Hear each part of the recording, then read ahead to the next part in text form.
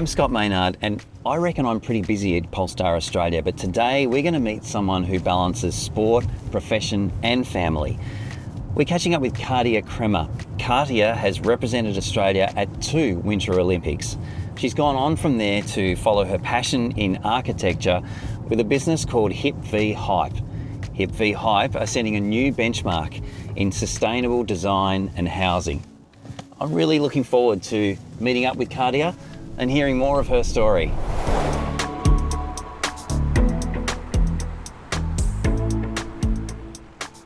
Katya, good morning. Nice to meet you, Scott. You. Jump in, we'll go for a drive.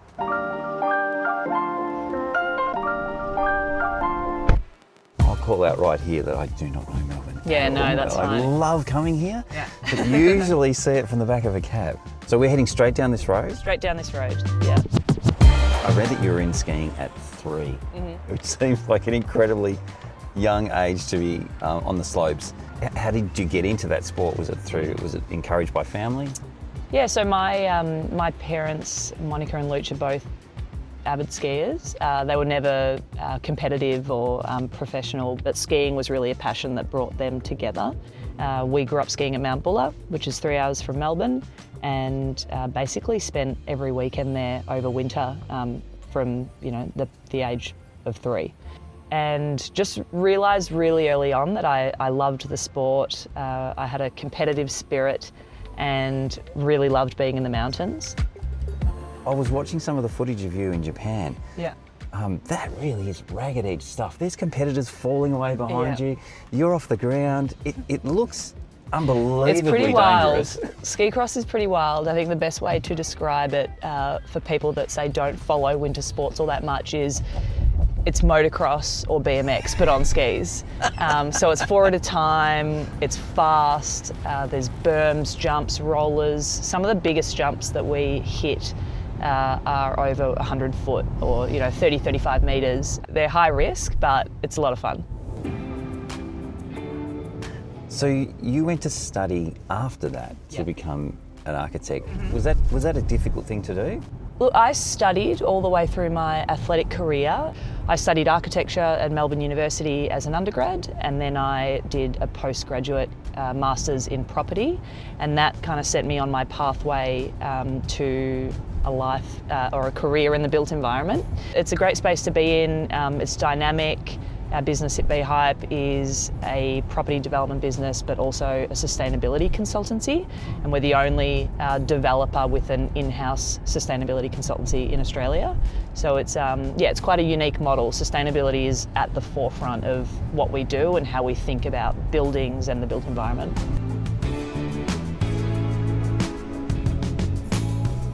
Sustainability for us in apartments is all about high performance living, and that notion of high performance has in a way come out of my experience in sport, but it's about trying to achieve the best result in an environment. So high performance living, what does that mean? It's about building more efficiently. It's about having highly insulated walls, high quality windows so that you have a more comfortable internal air environment. It's just here, this one here. Oh yeah, I recognise it now. I can see. And you can probably actually just park right here. So we finished this in 2020. Fantastic. It looks amazing. Yeah, well, I actually think it looks better now than when we finished it brand new, and that was definitely the greenery intention, around yeah.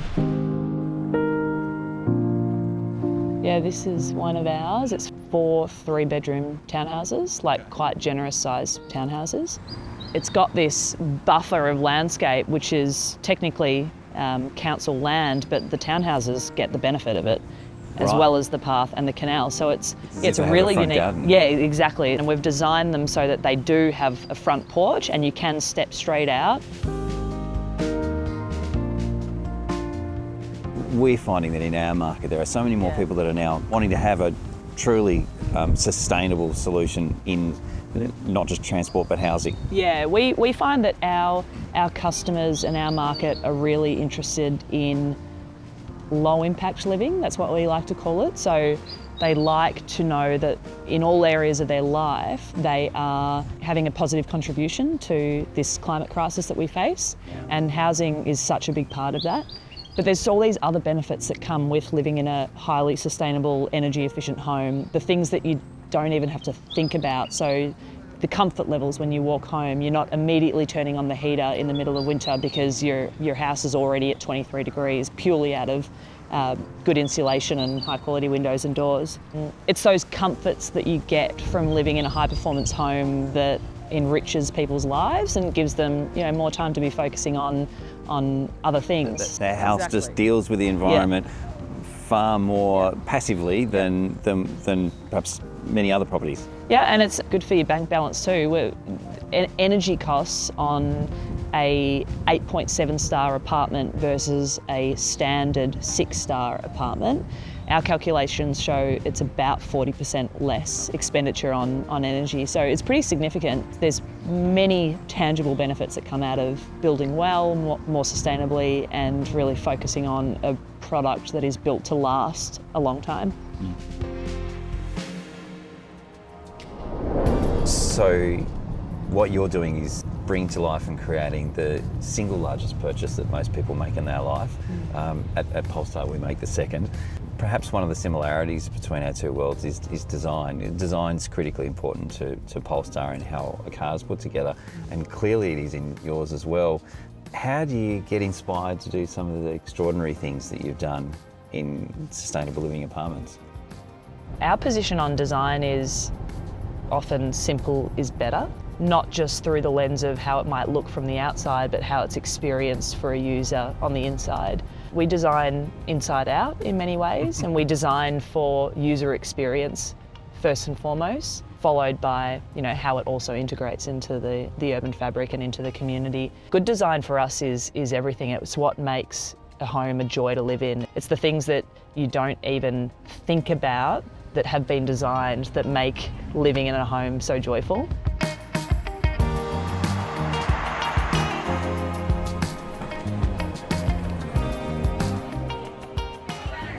We're good to go. I'll just have a 3/4 latte, thanks. Can I get a piccolo? Thank you.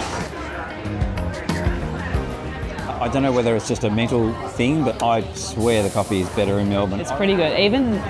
And my relatives would hate me for saying this, but the standard of coffee in Melbourne, even compared to Italy, Really? I feel like if you drink espresso, it's exceptional, and that's pretty much what anyone drinks over there. A café is an espresso, and that's all you get. But the way that we've figured out how to perfectly silk the milk and make any coffee with milk is just, I don't think you can beat it in Melbourne. You're sitting in a cafe and you seem pretty relaxed. Your mind must be on so many different things. You've got this extraordinary business. You also have 2 young children, and you're supporting in February to Cortina. How do you balance all of that? Yeah, it's definitely a juggle at the moment. I love the saying, if you want something done, ask a busy person. And I've always been that busy person in life, so I've always tried to cram as much in as I can.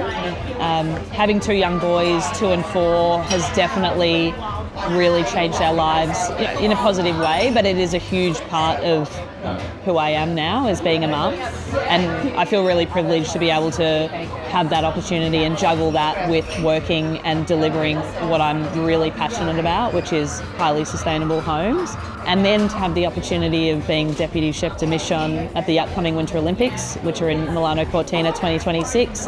That's a dream for me, to be able to contribute back to the sport that gave me so much. So to be able to have that ability to influence the next generation of athletes that are coming through and representing Australia, and to be able to be a part of that is really special. What can you tell us about your coffee order? 3/4 latte. It's been my order for a while. It's my first coffee order. There's more than one coffee in a day, but I would normally transition to a piccolo and then maybe a short mac. But 3/4 latte, I think it's just got the right amount of milk. And my mum claims that she invented the three-quarter latte about 15 years ago. Never heard of the three-quarter latte, so there's a good chance she did. I reckon she invented it, and it's just kind of a bit shorter than a latte, but a little bit longer than a piccolo. It's right in between. I think a piccolo is the cyclist It is. drink. It's the go-to for cyclists for sure. Because you can't go cycling with, stomach full of milk. No, that's exactly right. Thank you, Katya. Back to work? Yes, back to work, busy day. I'll tell you what, why don't you drive? Sounds good, love to. Excellent.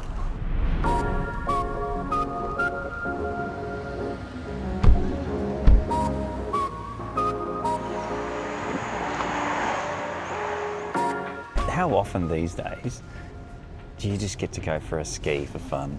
Just Yeah, it's a good play question. around in the snow. Like I still love skiing.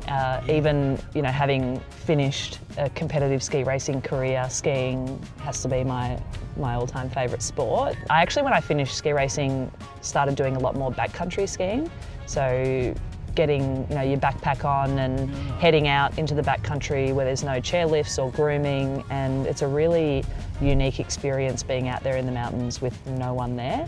And it's a human-powered endeavour, so you skin up the mountains and your efforts are rewarded with the run down, so you really earn your turns. Now though, my time on snow is very much with the kids, and I get equal amounts of enjoyment skiing with them, seeing them fall in love with the sport and go through the highs and lows of skiing as I did, but that's what I really love about skiing these days.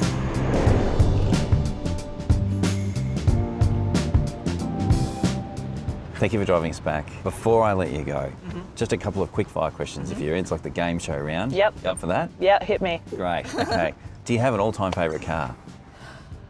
My all-time favourite car has to be based on just my experience. It was a family Mercedes G-Wagon about 40 years ago that used G-Wagon. the OG G-Wagon that we used to drive up to the mountains every weekend and even sleep in the back of. So yeah, fond memories of that car.